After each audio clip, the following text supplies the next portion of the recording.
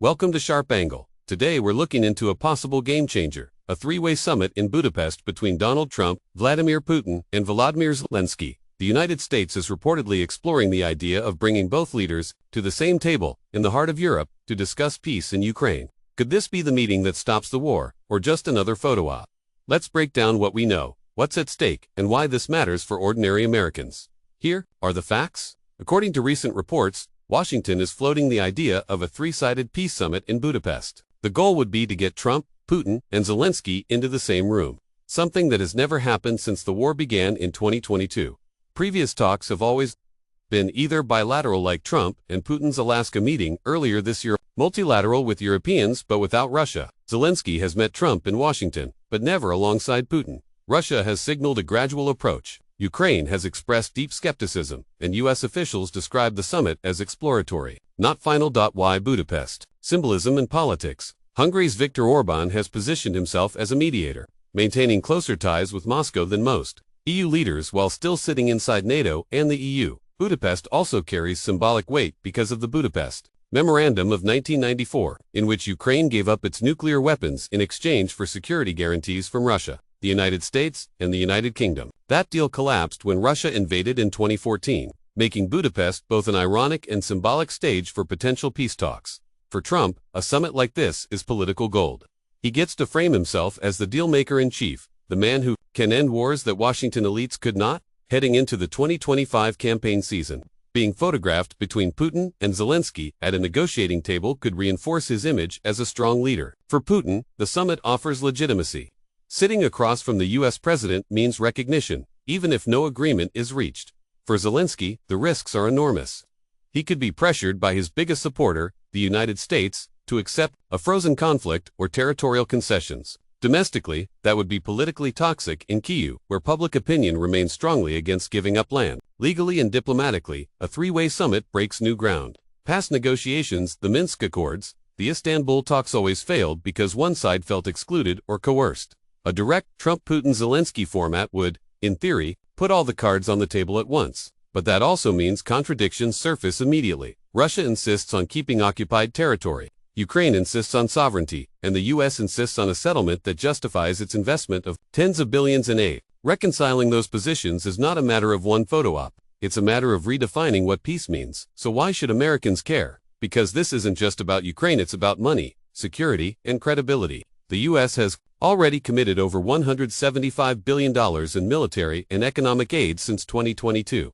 That's taxpayer money, money that could otherwise go to schools, healthcare, or infrastructure. If a summit in Budapest produces even a temporary ceasefire, it could slow or reduce that flow of cash.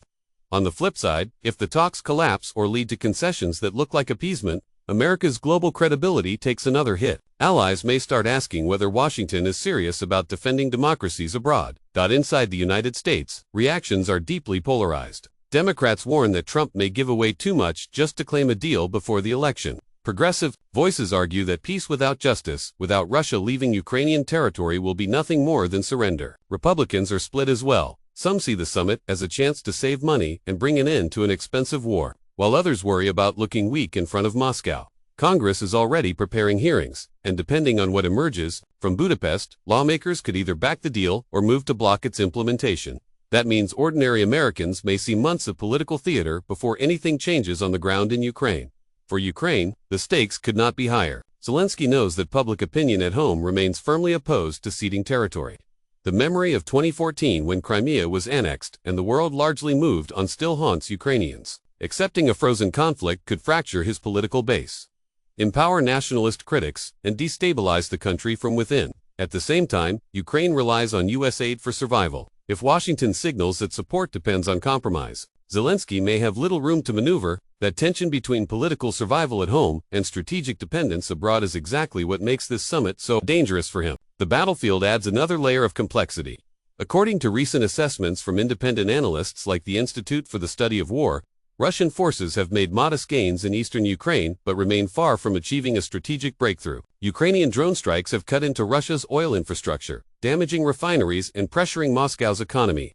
This creates a paradox. Militarily, neither side is winning decisively, but both sides are bleeding resources. That is, Often when diplomacy becomes most tempting when stalemate makes victory look too expensive. The economic consequences of any deal or failure are global. If a ceasefire holds, energy markets could stabilize, potentially lowering gas prices in Europe and the United States. American farmers could benefit from renewed grain exports through the Black Sea. But if the summit fails and fighting escalates, oil could spike, inflation could return, and supply chains could be disrupted again. For Americans, that translates directly into the cost of groceries, heating bills, and even interest rates as the Federal Reserve reacts to global shocks. Among America's allies, the divisions are stark.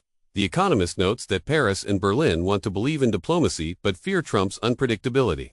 Poland's leaders openly say they do not trust any deal brokered by Washington alone. The Baltic states warn that if Russia keeps even part of its occupied territory, it will only be emboldened to strike again in the future. For NATO, unity is everything, and a Budapest summit that fractures consensus could do lasting damage to the alliance. Adversaries are watching closely as well. China sees an opportunity. If the U.S. pushes for compromise, Beijing can position itself as a parallel peacemaker. Chinese state media have already framed the potential Budapest summit as proof that America is desperate to end a war it cannot win. Iran and North Korea look for signs of American weakness, testing how far Washington will go in enforcing red lines. Russia, of course, plays both sides, using the summit as proof of its legitimacy, while preparing militarily in case diplomacy fails. How is the media framing this? Western outlets like Reuters and The Guardian describe the talks as a high-risk gamble, where failure could deepen divisions. The Economist emphasizes that Trump wants a quick win to showcase during his campaign, but warns that Europe may pay the higher price if the deal goes wrong. Russian state TV, by contrast, celebrates the idea of Putin sitting across from Trump as evidence of Russia's enduring global status. Ukrainian media remain deeply cautious, highlighting the danger of being cornered into concessions. Let's consider the scenarios. Scenario 1. Optimistic. The summit leads to a real ceasefire, freezing the front lines and opening the door to humanitarian relief. Scenario 2. Pessimistic. The summit collapses, with each leader blaming the others, and fighting intensifies as a result. Scenario 3. Limited success. The talks achieve narrow agreements like prisoner exchanges, grain exports, or nuclear safety protocols, but no big breakthrough. Each outcome has very different implications for Americans: less spending, more chaos, or just more of the same. History offers parallels. The Yalta Conference in 1945 carved up post-war Europe, setting the stage for the Cold War. The Camp David Accords in 1978 brought peace between Israel and Egypt, reshaping the Middle East. Closer to Ukraine, the Minsk agreements of 2014 and 2015 were hailed as steps toward peace, but collapsed almost immediately. The lesson is clear: summits can change the world, or they can buy time for the next round of fighting. Budapest 2025 could go down as a turning point, or is just another failed experiment in papering over irreconcilable differences. And here's a critical angle: the risk of false peace. A ceasefire that locks in Russian control over occupied territory may look like stability in the short run, but will almost guarantee future conflict. For Americans, that means billions more spent later to contain a crisis that was never truly resolved. It's the same lesson from Korea in the 1950s. From the Balkans in the 1990s, frozen wars don't end. They just hibernate until the next explosion.